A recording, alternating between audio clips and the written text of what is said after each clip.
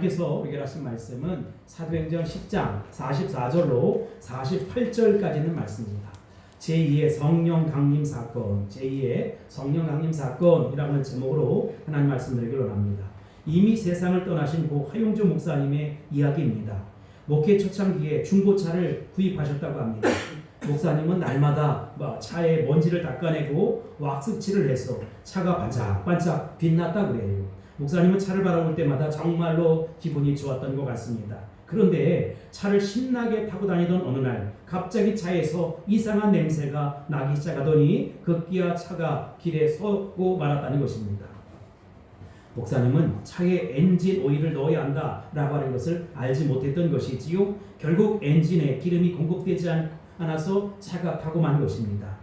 자동차의 엔진 오일을 주기적으로 교환하지 않으면 엔진이 고장이 납니다. 마찬가지로 우리의 신앙생활도 성령님의 정기적인 기름 부으심이 없으면 영적으로 시들거나 병들게 된다는 것입니다. 겉모습은 화려하고 명품으로 치장해서 멋지게 사는지 모르겠지만 정작 우리의 속사람은 점점 시들어가고 메말라 간다는 것입니다. 그래서 결국 영적인 침체를 경험할 수밖에 없는 것이지요. 사랑하는 성도 여러분, 물대동산교회 가족 여러분, 여러분은 신앙생활에 기쁨이 있습니까? 예배 시간에 정말로 우리가 감격하고 기쁨이 있느냐라고 하는 것입니다. 삶 가운데 기도의 시간이 점점 많아지고 늘어나고 있습니까? 다른 사람의 좋은 점을 보고 그저 격려하고 칭찬하고 싶습니까? 여러분의 입새는 감사와 찬송이 저절로 흘러나오고 넘치고 있습니까? 아니면 거꾸로입니까? 그러자면 여러분의 신앙의 계기판을 주목해 봐야 합니다. 영적인 계기판을 주목해 봐야 합니다. 지금이 바로 신앙생활에 경고등이 켜진 상태임을 알아차려야 한다는 것입니다. 엔진 오일 계기판이 빨간불이 들어오면 빨리 기름을 채워놓아야 되지 않겠습니까? 그렇지 않고 조금만 더 가자라고 욕심을 부리거나 괜찮겠지라고 하면서 게으름으로 안주한다면 언젠가는 엔진이 타버리고 만다는 것입니다. 마찬가지이지요. 내 신앙생활의 영적 계기판에 빨간불이 들어왔으면 지금 바로 성령의 강력한 기름 부으심을 사모해야 한다는 것입니다. 성령 충만함을 받아야 한다는 것입니다. 삭개오가 기회를 놓치지 않고 예수님 만나 운명을 바꾼 것처럼 이 시간 성령 충만을 받는 저와 여러분이 다 될 수 있기를 주의 이름으로 축복합니다. 아멘. 조금만 더 버텨보자고 객기를 부리거나 또 만용을 부려서는 안 된다. 영적 게으름으로 현실에 안주하거나 적당히 세상과 타협해서는 안 된다. 지금 성령의 기름으로 채우지 아니하면 내 신앙생활은 곧 침체에 빠지거나 신앙생활을 그만두고 말 거라는 것입니다. 기쁨과 감격을 상실한 외식하는 바리새인과 똑같은 모습으로 살아가서는 안 된다는 것입니다. 오늘은 성령 강림 주일입니다. 성령 강림 주일을 맞이해서 우리 안에 잠자고 있는 영적인 거인을 흔들어 깨울 수 있게 되길 바랍니다. 잠자고 계시는 성령님을 다시 한번 흔들어 깨울 수 있게 되길 바랍니다. 아멘. 우리가 주님의 발자취를 따르는 제자가 되기 위해서는 무엇보다도 성령의 능력을 회복해야 하고 성령의 능력을 받아야 한다는 것입니다. 우리 물대동산교회 평생의 목표가 뭐냐? 사도행전의 비전을 이루는 교회입니다. 무엇보다도 이 비전을 이루기 위해서는 성령의 능력을 회복해야 한다. 그래서 날마다 성령의 임재가 있고 성령의 다스림이 있고 성령의 이끄심이 있는 가운데 성령 충만한 성도, 성령의 능력으로 나타나는 그런 교회의 표적과 이적이 있어야 한다는 것입니다. 오늘 성령 강림 주일을 맞이해서 우리 주님의 말씀을 통해 우리가 모두 성령의 완전한 포로가 되고 성령의 이끄심을 따라 순종하고 성령의 능력으로 새로워지는 역사가 일어날 수 있게 되기를 주의 이름으로 축복합니다. 아멘. 오순절 마가다락방에 임한 성령의 역사는 제1의 성령 사건이다. 이렇게 이야기할 수 있을 거예요. 예수님은 부활 후 승천하시기 전 약속하신 성령을 기다리라 라고 명령하셨어요. 예수님은 이미 십자가 지기 전에 보혜사 성령을 선물로 주겠다라고 약속하지 않았습니까? 예수님의 승천 이후 마가다락방에 110명의 성도들이 모여서 간절히 기도를 했어요. 그때 불같은 성령, 바람 같은 성령이 그들에게 임했습니다. 그러자 그들은 새 방언을 말하고 새 술에 취한 것처럼 하나님의 나라 일을, 하나님 나라 선교 완성을 꿈꾸기 시작했다는 것입니다. 오순절에 임한 성령 사건은 마가다락방에 모인 유대인들에게 임한 사건입니다. 오늘 그런데 본문에 보니까 성령의 제2의 강림 사건이 등장합니다. 베드로 사도의 설교를 들은 고넬료와 그의 친척들 그리고 가까운 친구들에게 성령을 강력하게 부어주셨어요. 이것은 유대인들에게 한정되어 있었던 이 성령의 사건을 이방인들에게 이제 열기 위한 오순절의 사건이기도 하다는 것입니다. 이미 말씀드린 것처럼 고넬료는 그 당시 세계 최고의 부대인 로마의 백부장이었습니다. 그런데 그는 하나님을 경외하는 사람이었고 백성을 많이 구제하고 선교하는 사랑의 사람이었습니다. 그리고 늘 항상 깨워서 기도하는 기도의 사람이기도 했어요. 그런데 어느 날 하나님께서 그에게 환상을 보여주었습니다. 요바의 시몬 무두장이 집에 머물고 있는 베드로 사도를 청하라는 것입니다. 동시에 하나님께서는 베드로 사도가 기도하고 있는 중에 환상을 보게 되었어요. 처음에 베드로는 하나님께서 잡아먹으라 라고 하는 것을 강력하게 거부하기 시작합니다. 그런데 하나님께서는 3번씩이나 잡아먹으라고 명령하는 거예요. 지금까지 베드로는 율법이라고 하는 나름 고정관념과 편견의 안경을 쓰고 있었다는 것입니다. 비록 그가 성령 체험을 하고 능력을 행하는 사도였지만 여전히 율법의 굴레에서 고정관념에서 관념에서 벗어나지 못하고 자유롭지 못한 성도의 모습이었다는 것입니다. 그 결과 베드로는 유대인들에게만 복음을 전해야겠다라고 결심을 했어요. 여러분, 우리 주님은 뭐라고 말씀하셨습니까? 사도행전 1장 8절에 보면 오직 성령이 너희에게 임하시면 너희가 권능을 받고 예루살렘과 온 유대와 사마리아와 땅끝까지 이르러 내 증인이 되리라, 내 증인이 되리라고 말씀하셨어요. 성령이 임하면 너희가 권능을 받아서 예루살렘, 온 유대, 사마리아와 땅끝까지 이르러 내 증인 되라고 하는 것입니다. 그런데 베드로는 여전히 그의 생각과 나름대로의 인증과 그리고 지옥에 대한 고정관념과 편견에서 벗어나지 못하고 있었다는 것입니다. 아니, 지옥의 땔감으로 써야 할 이방인들에게 어떻게 이 복음을 전할 수 있느냐라고 하는 것입니다. 그러나 하나님께서는 부정한 음식에 대한 환상을 통해서 베드로의 고정관념과 편견을 깨뜨리기를 원하셨어요. 그 부정한 음식은 이방인들을 상징합니다. 그런데 아직 베드로는 그 환상의 의미를 도대체 모르고 의아해하고 있었다는 것입니다. 베드로는 그 환상에 대해서 계속 생각하고 있는데 성령님께서 말씀하셨어요. 20절에 보면 시작. 일어나 내려가 의심하지 말고 함께 가라. 내가 그들을 보내었느니라 하시니 아멘. 일어나 내려가 어떻게 하래요? 의심하지 말라는 것입니다. 함께 그들을 따라가라는 것입니다. 내가 그들을 보냈다는 것입니다. 마침 그때 고넬료가 보낸 사람들이 요바의 이 시몬 무두장이 집에 머물고 있는 베드로를 찾습니다. 너희들이 찾는 그 사람이 바로 나인데 도대체 무슨 일이냐? 라고 묻습니다. 그러자 자초지경을 이야기하고 그들이 왜 여기 왔는지를 이야기했어요. 그래서 베드로는 하룻밤 머물고 그 다음날 함께 가이사라로 출발합니다. 베드로의 입장에서 보면 결코 쉬운 결정이 아니었다. 여전히 그는 유대인들을 대표하는 사도이고 다른 사람들은 이것을 이해하지 못하는 모습이었다는 것입니다. 유대인들은 이방인과 접촉하는 그 자체를 부정하게 생각을 했어요. 아무리 로마의 군대 백부장이라고 하지만 내가 그의 초청을 무작정 응할 수는 없지 않느냐, 나중에 낭패를 당하고 큰 어려움을 당할 수 있지 않겠느냐, 이런 생각이 스물스물 올라오기 시작했다는 것입니다.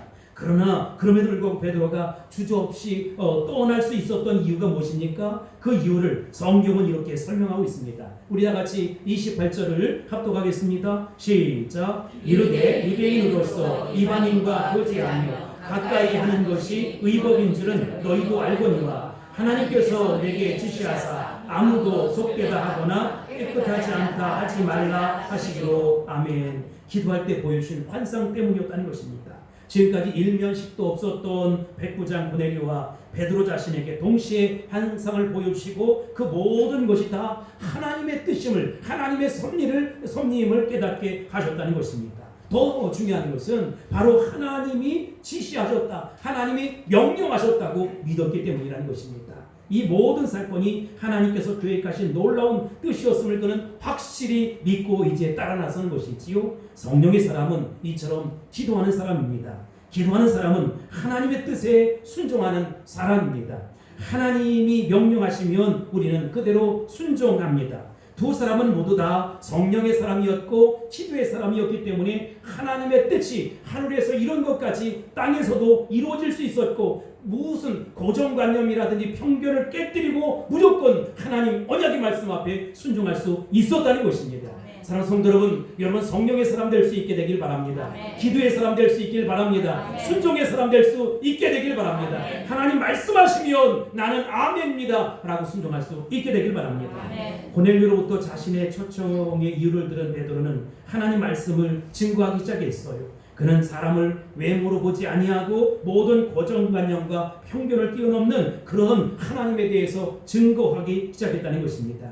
하나님은 우리 주님 예수 그리스도에게 성령의 능력을 부어주셔서 선한 일을 행하시고 마귀에게 들린 모든 사람들을 고치셨다라고 선포하기 시작했어요. 그러나 유대인들은 아무 죄가 없는 예수님을 십자가에 매달아 죽게 했지만 하나님께서 정작 장사한 지 사흘 만에 죽은 자 가운데서 다시 살리셨다고 강조하기 시작했습니다. 우리는 바로 그 예수님을 믿음으로 말미암아 죄사함을 얻게 되었다라고 구원 초청을 했던 것이지요.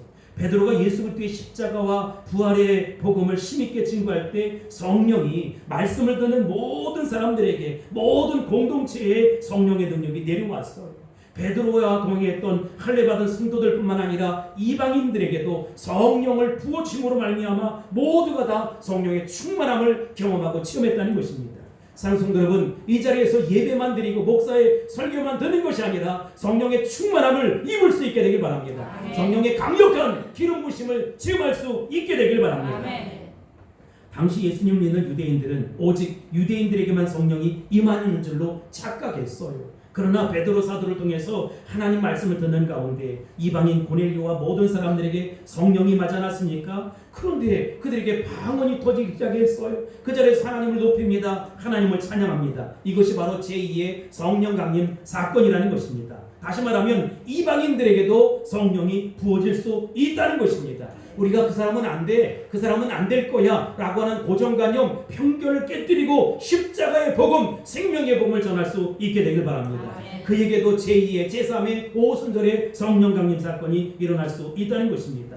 그렇다면 여러분, 이 제2의 오순절 성령 강림 사건을 통해서 우리에게 영적으로 보여주시고자 하는 하나님의 뜻은, 하나님의 계획은 도대체 무엇일까? 라고 하는 것입니다. 성령의 역사는 모든 편견을 다 깨뜨린다는 거예요. 모든 고정관념을 다 뛰어넘는다는 것입니다. 모든 인종과 이 지역을 뛰어넘는다는 것입니다. 오순절 마가 다락방에 임했던 성령 사건은 이방인 고넬료에게도 이 시대를 살아가는 모든 성도들에게도 동일하게 나타날 수 있다라고 하는 것입니다. 그러므로 오늘 우리에게도 고넬료의 가정에 임했던 이 제2의 성령 사건이 제3의 성령 사건, 제4의 성령 사건으로 다가올 수 있게 되길 바랍니다. 백부장 고넬료가 성령 받기 전에도 하나님을 알았어요. 성경은 그가 하나님을 경외하는 자였다라고 소개하고 있습니다. 그러나 그 능력을 깨닫지 못했다는 것이지요. 그는 하나님을 경외하고 백성을 많이 구제하고 시간을 정확히 정해놓고 하나님 앞에 기도했지만 평안의 복음, 십자가의 복음, 생명의 복음은 그가 구체적으로 경험할 수 없었다는 것입니다. 즉 머리로는 하나님을 알았어요. 그래 하나님이 이런 분이야 라고 하는 나름대로의 사상이었지만 그게 사상 누구에게 지나지 않았다. 왜냐? 실질적으로 이 십자가의 복음, 생명의 복음, 보혈의 능력이 결국은 자신에게 강타한 적이 없었다. 체험한 적이 없었다는 것입니다. 오늘 우리도 마찬가지입니다. 우리가 아무리 머리로 하나님 말씀을 이해하고 깨달아도 성령의 능력을 체험하지 못하면 가슴이 공허합니다. 허전합니다. 왜냐? 십자가와 부활의 능력을 덧입지 못했기 때문이라는 것입니다. 그러므로 오늘 우리는 성령 강림 주일을 맞이하여서 다시 한번 성령을 깊이 경험하고 체험할 수 있게 되길 바랍니다. 성령의 능력을 받지 못하고 신앙생활하는 것만큼 어리석은 것이 없어요. 그렇게 힘든 일이 없다는 것입니다. 그러니 나가 떨어질 수밖에 없는 것이지요. 사랑하는 성도 여러분, 우리가 성령의 기름 부으심을 체험해야 하는 이유가 무엇일까요? 세 가지 모습으로 이야기하고 싶은데, 첫 번째, 성령의 기름 부으심을 체험하면 치유의 역사가 일어난다는 것입니다. 어떤 역사요? 치유의 역사. 하나님 말씀을 어기고 에덴 동산을 상실했던 모든 인간은 죄 가운데 그저 방황할 수밖에 없었던 것이지요. 죄의 결과로 우리 마음의 평안함이 깨지고 말았습니다. 상한 마음은 바로 깨어진 하나님의 형상을 의미합니다. 그 결과 우리에게는 뭐가 생기느냐? 미움, 시기, 질투, 다툼, 쓴뿌리들이 꾹꾹 자리 잡기 시작하는 거예요. 그래서 죄책감이라든지 열등감이라든지 수치심에 견고한 진이 깊이 뿌리를 내기 시작하는 거예요. 이것들을 우리로 하여금 영적으로 하나님 앞에 나아가는 것을 방해하고 나름대로의 고정관념을 갖고 그냥 세상적인 눈으로 바라보게 된다는 것입니다. 여러분, 이런 내면의 견고한 진들과 쓴뿌리들은 단순한 정신과 치료로 상담을 통해 치료되지 않는다는 것입니다. 오직 성령의 위로하심과 성령의 만져주심, 성령의 터치의 은혜가 임해야 한다는 것입니다. 성령님은 우리의 마음의 상함을 고쳐주십니다. 성령은 말할 수 없는 탄식으로 우리를 위해서 친히 간구하세요. 상한 마음은 위로하시고 병든 마음은 치료해 주신다는 것입니다. 성령의 강력한 기름 부심이 하면 우리 내면이 정말로 실패를 경험하고 아픔을 경험하지만 더 단단해지고 더 깊어지고 더 새로워지는 것이지. 그리고 내면의 견관진들이 나도 모르는 그런 쓴뿌리들이 나도 모르는 시기, 질투, 다툼, 미움의 마음들이 다 와르르 무너진다는 것입니다. 마음의 쓴뿌리들이 뽑히는 놀라운 역사가 일어날지어다. 아멘. 일어날지어다. 아멘. 야고보 사도가 뭐라고 이야기합니까? 야고보서 5장 14절입니다. 너희 중에 병든 자가 있느냐? 그는 교회의 장로들을 청할 것이요 그들은 주의 이름으로 기름을 바르며 그를 위하여 기도할지니라. 아멘. 우리 주님의 이름으로 기도할 때 성령의 강력한 기름 부으심을 통해서 치유 역사가 일어난다는 것입니다. 예를 들어 볼까요? 성전 미문에서 40여 년 동안 단 한 번도 걸어지 못한 그런 부과라는 자가 있었습니다. 베드로와 요한이 이 길을 수없이 다녔어요. 그런데 어느 날 그에게 긍휼의 마음, 불쌍히 여기는 마음을 갖게 되었습니다. 지금까지 수없이 바라봤던 자인데 그냥 스쳐 지나가는데, 그런데 성령께서 그 마음속에 감동을 부었을 때 그 안진뱅이를 찾아갑니다. 그리고 이렇게 선포합니다. 사도행전 3장 6절이지요. 베드로가 뭐라고 얘기합니까? 은과 금은 내게 없거니와 내게 있는 이것을 내게 주노니 나사렛 예수 그리스도의 이름으로 일어나 거두라. 은과 금은 내게 없거니와 내게 있는 이것을 내게 주노니 나사렛 예수 그리스도의 이름으로 일어나 걸으라. 일어나 걸으라. 베드로 사도가 선포를 하고 그의 오른손을 딱 이렇게 일으켰어요. 그랬더니 갑자기 발과 발목에 힘이 생기는 것입니다. 놀라운 기적이 일어났습니다. 그런데 4장 22절 이하에 보면 그가 이렇게 안진뱅이가 되은 지가 40여 년이나 되었다는 것입니다. 놀라운 기적의 역사가 베드로를 통해서 나타났던 것이지요. 할렐루야. 사랑하는 성도 여러분, 우리 물대동산교회 가족 여러분, 성령의 강력한 기름 부으심이 우리에게 이렇게 일어날 수 있게 되기를 바랍니다. 아멘. 걷지 못하는 자가 걷는 놀라운 역사가 일어날 수 있게 되기를 바랍니다. 아멘. 이 시간 각종 불치병, 난치병이 치유되고 회복되는 역사가 일어날지어다. 아멘. 제가 아는 어느 목사님이 한 간증을 제가 들었어요. 초등학교 교사로 발령을 받은 어느 날 그가 갑자기 젊은 시절 폐결핵을 앓게 되었다는 것입니다. 애들을 가리키다가 기침을 하는데 갑자기 각혈이 쏟아지기 시작해요. 그래서 그는 이제 학교도 그만두고 소망 없는 나날들을 보내고 이 요양원에 들어가서 절망적인 시간들을 보냅니다. 그러던 어느 날 성경을 보고 싶은 거예요. 그런데 성경을 읽다가 성령의 기름 부으심을 체험하게 돼요. 시편 118편 16절로 18절 말씀을 그가 읽습니다. 여호와의 오른손이 높이 들렸으며 여호와의 오른손이 권능을 베푸시는도다. 내가 죽지 않고 살아서 여호와께서 하시는 일을 선포하리로다. 여호와께서 심히 나를 경책하셔서도 죽음에는 넘기지 아니하셨도다. 할렐루야. 여러분, 여기 자신을 죽음에 넘기지 않았다. 예전 성경에 뭐라고 했냐면 자신을 죽음에 붙이지 않았다 이렇게 설명이 되었어요. 그러니까 자신을 죽음에 넘기거나 붙이지 아니하시고 치유하실 성령님을 말씀을 통해 믿게 된 것이지요. 그 결과 그는 온전히 치료를 받아서 회복되어서 능력 있는 종이 되었고 큰 교회를 세우는 그런 축복의 종이 되었다는 것입니다. 사랑하는 성도 여러분, 여러분 가운데 육신에 병든 자가 있습니까? 이유 없이 그저 머리가 아프고 가슴이 답답하고 삶이 우울하고 안 좋으십니까? 성령의 기름 부으심을 사모할 수 있게 되길 바랍니다. 아멘. 성령님을 간절히 부를 수 있게 되길 바랍니다. 아멘. 성령께서 역사하실 거예요. 성령께서 치료해 주십니다. 아멘. 어느 목사님이 글을 썼는데 제가 그 글을 보고 이렇게 깜짝 놀랐어요.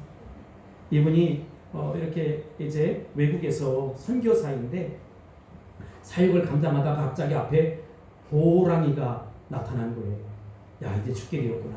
그런데 그가 성도들에게 열심히 기도하라, 열심히 기도하라, 하나님 믿음으로 기도하라고 했는데 그가 말문이 나오지 않더라는 거예요. 그래서 하하하하 호호호호 하하하 호호. 하하는 뭐냐면 하나님 호랑이가 나타났어요. 너무 급하니까 하나님께서 이 하하 호호 하하 호호 하고 있는 이 목사님의 기도를 들어주셔서 호랑이거로 하여금 다른 길을 가게 하더라는 거예요. 여러분, 급하게 이렇게 기도해도 역사하시는데 하나님께서 왜 우리의 기도에 응답해 주지 않겠습니까?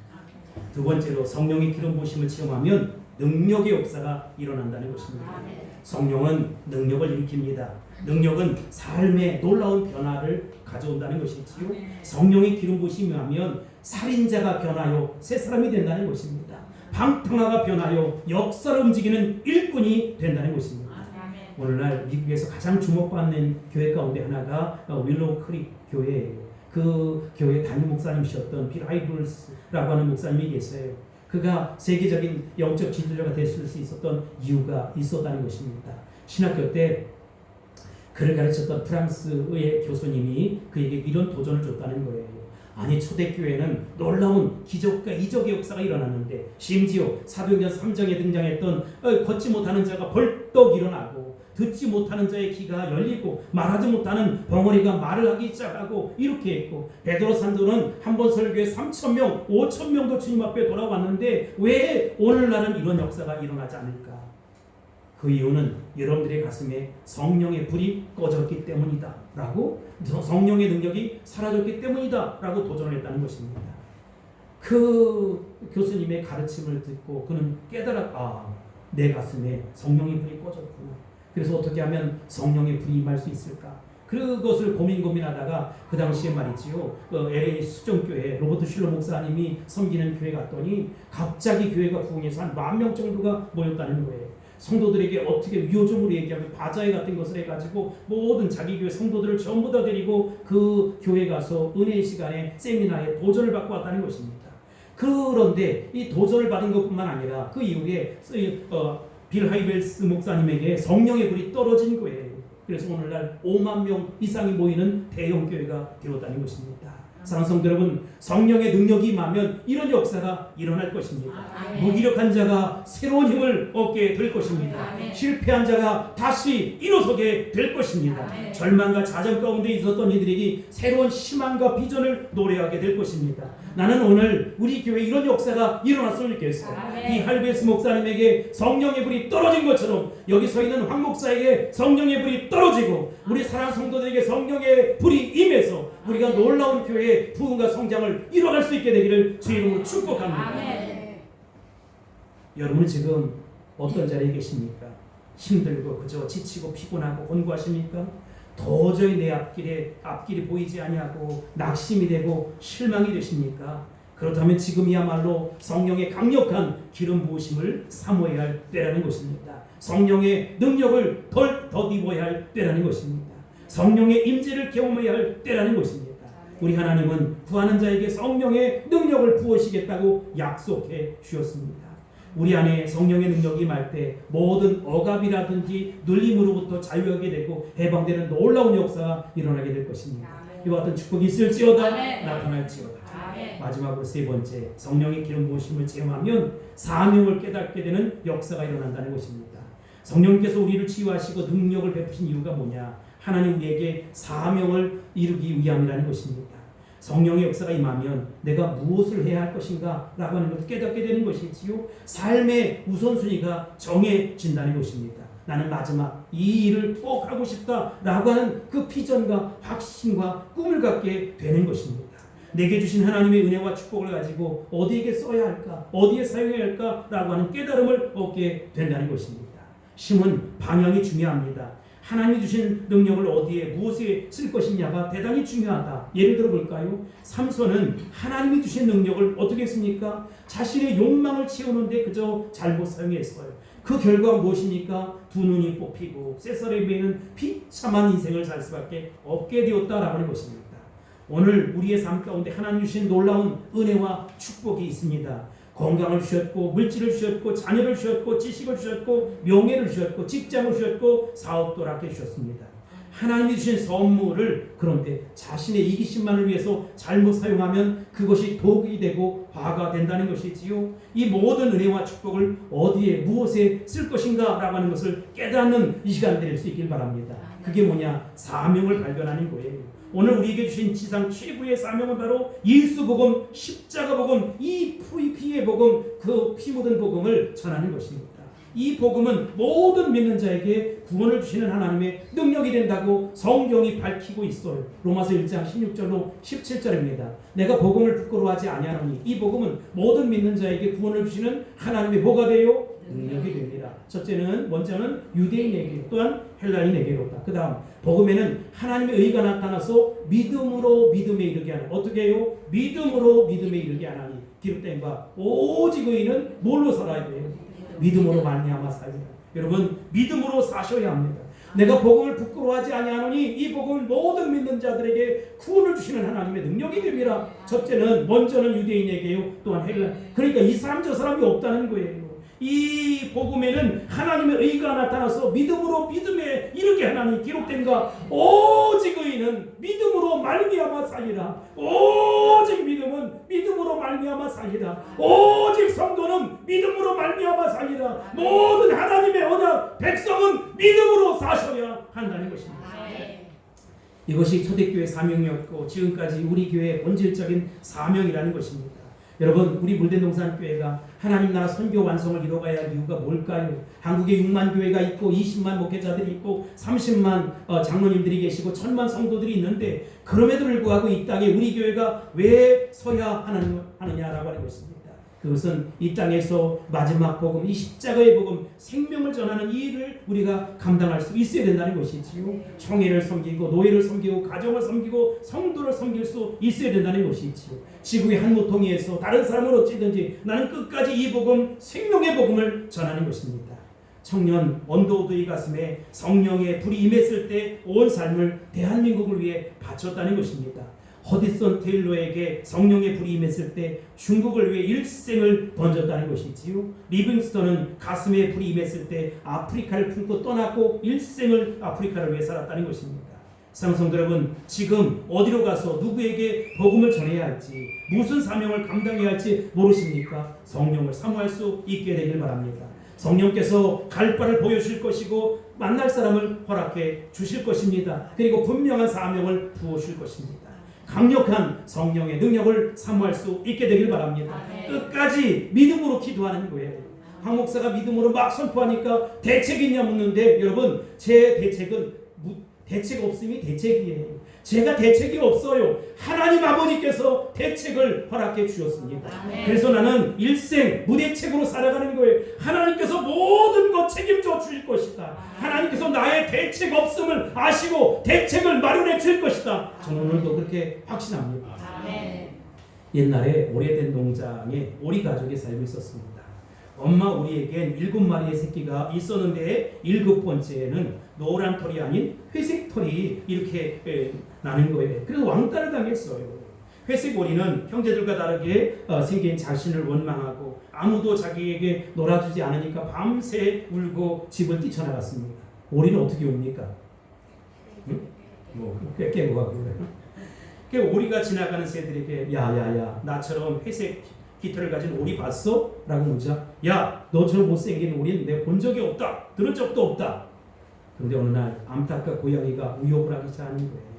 결국 회색 오리는 아무도 찾을 수 없는 먼 곳으로 숨어 들어갔습니다. 그리고 평생 혼자서 숨어 지내야지 숨어 살아야지 라고 다짐을 합니다. 하지만 추운 겨울이 되자 먹을 것이 없는 거예요. 먹이 사냥을 할 수가 없어요. 우리는 먹이를 찾아 이리저리 헤매다가 그냥 그 자리에 지쳐 쓰러지고 말았습니다. 그때 지나가는 농부가 그를 발견하고 자신의 집으로 데려온 거예요. 맘씨 좋은 농부가 그 가족들과 정성껏 돌봅니다. 우리는 추운 겨울 따뜻하게 보낼 수 있었고 건강하게 보낼 수 있었다는 것입니다. 추운 겨울이 지나고 봄이 되자 농부는 회색 오리를 연못에 놓아줬어요. 연못에서 혼자 유유히 떠다니는 거예요. 근데 자신의 그 수면에 비친 모습이 너무 예뻤어요. 깜짝 놀랐어요. 아, 내가 이 정도야. 자뻑이지. 그때 겨우내 남쪽으로 떠났던 백조들이 이제 북쪽으로 다시 날아오면서 연못 위로 미끄러지듯이 내려왔습니다. 오리는 그 모습을 바라보고 나와 비슷한데? 이런 생각을 했어요. 그랬더니 그 다른 백조가 얘기하는 거예요. 너는 오리가 아니라 우리와 똑같은 백조야 라고 이 정답을 알려주는 것입니다. 그제서야 오리는, 이 미운 오리 새끼는 의문이 풀렸어. 난 미운 오리 새끼가 아니라 백조였구나. 이제 그는 친구 백조들과 우아하게 수영을 할 수 있었습니다. 강둑에서 아이들이 환호 소리를, 야, 저 백조 좀 봐, 저 백조 좀 봐, 저 예쁘게 생긴 백조 좀 봐, 가장 멋지게 생겼잖아. 그는 나도 자신도 모르게 행복한 마음을 갖게 되었다는 것이지요. 이 이야기는 우리가 잘 아는 안데르센 동화에 있는 미운 오리 새끼의 내용 아니겠습니까? 이 이야기의 주인공은 우아하고 아름다운 백조였지만 이 오리들 틈에서 비정상적인 놀림을 당하고 왕따를 당하는 거예요. 오리 농장에서 못난 자기 정체성을 갖고 난 뭐야, 난 뭐지? 라고 하며 그렇게 살았어요. 수면에 비친 자신의 모습을 봤을 때 마치 저 날아왔던 백조들과 똑같다. 그리고 그들에게 너는 백조야 라고 하는 정체성을 알게 되었을 때 더는 자신이 미운 오리 새끼가 아니라 백조라는 것을 알게 되었고 창공을 힘차게 날아날 수 있었다는 것입니다. 이 미운 오리 새끼 이야기는 어쩌면 세상에 있는 우리 그리스도인들의 이야기가 아닐까 이런 생각을 했어요. 예수님을 따른다는 이유로 그리스도인들은 세상에서 미운 오리 새끼 취급을 당한다는 것입니다. 때때로 우리가 믿음의 자녀들끼리 하나님의 자녀라고 하는 정체성을 완전히 흔들어 버릴 때가 있다는 것입니다. 하지만 나는 이런 상상을 해봐요. 백조된 미운 오리 새끼는 하늘을 날아서 자신의 고향으로 가보지 않았겠어요? 자신들과 같이 있었던 형제들에게 형제? 같이 가지 않았겠어요? 땅에서 바라보면서 야, 나 백조야 예? 하면서 그렇게 야, 이 미운 오리 새끼들이야 이렇게 얘기하지 않았겠어요? 우리도 세상을 원망하고 정체성을 스스로 제한하며 낭망하는 것을 그만두어야 합니다. 이 세상의 시선이 계속 머물러 있으면 우리의 정체성, 우리의 삶의 목적, 삶의 목표를 이루며 살아갈 수가 없어요. 더 높은 곳을 향해서 나아가야 합니다. 우리는 하나님의 자녀입니다. 이유가 있어, 사명이 있어, 하나님의 계획이 있어, 하나님의 꿈이 있어 이 땅에 우리를 보내셨다는 것입니다.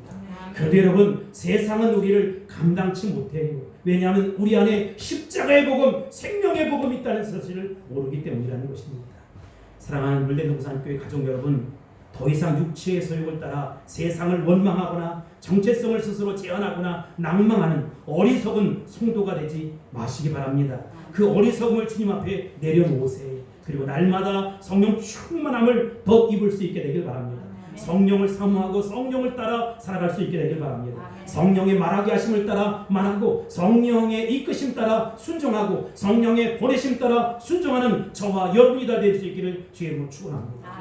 성령 충만함을 받으십시오. 성령 충만을 받는 비결은 다른 데 있지 않아요. 날마다 자신의 정과 욕심을 십자가에 못 박는 것이지, 날마다 깨어서 주님의 뜻을 따르겠다고 결단하는 것입니다.